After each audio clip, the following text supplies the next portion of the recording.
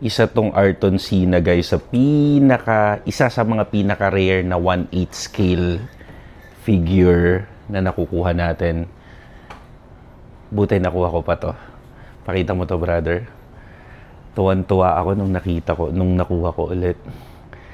Thank you, boss. Maraming salamat sa iyo. I love you. Ganda. Alam nyo guys, yung etong sticker niya, etong acrylic guys, hindi to yung pinagawa lang. Talagang meron tong print signature ni Ayrton Senna. Baliktad pala. Papi, layo ka muna. Babaliktarin ko. Baliktad. Yung acrylic, hindi na talaga natin maiiwasan yan. Magkakaroon talaga ng mga crack yan. Dahil sa shipping. Pero dito sa Pilipinas, napakaraming nag-a-acrylic dito. Madali lang ipagawa. So, dapat pala, ito pala yung background niya. Kasi mas nababasa dyan yung Ayrton Senna. Sige, kuya, pakita mo nga doon. Yung Ayrton Senna pa ganun. Sa ilalim yun. Ang ganda, no? Hanep. Sige, pakita natin ng walang acrylic. So, eto guys ay, actually, eto not for sale. Lapit ka, kuya. Not for sale. Etong tao na to. Yan. Parang promo yan. Yan si Ayrton Senna. Na figure sa loob. Buksan ko, ha? Okay? Baka nagre-reflect. Wow.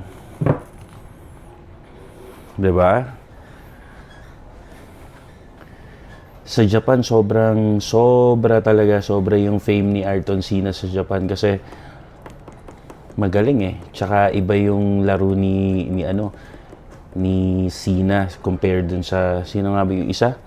Si idol ni yan eh. Sino to? Ni makagago yung isa. Nakalimutan ko na.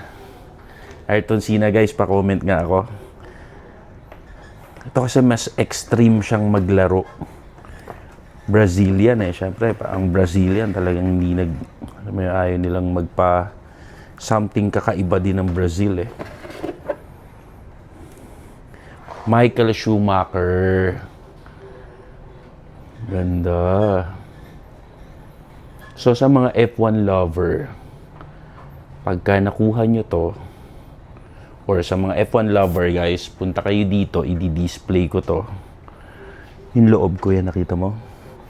Dapat to ipinapasok pagkagawa eh. So, hindi ko na siya mapasok. So, pwedeng tatanggalin pa ng mga screw bago mo siya ipasok na nasa loob siya. Pero, I think much better na nasa labas siya. Mas maganda yung posing niya pag nakaganyan siya. Ewan ko depende sa akin, depende sa inyo. Nakaganyan. Tapos lagyan natin yung acrylic. Yan na. Wala na. Finish na. Ganda. Makikita nyo to dito guys sa Shops Bill, second floor. Display ko lang dito. Then 1 week lang yon. After nun, tatabi na natin to. Isa to sa mga pinakamahirap hanapin sa mga 1/8 scale. Yun lang po guys. Maraming salamat po.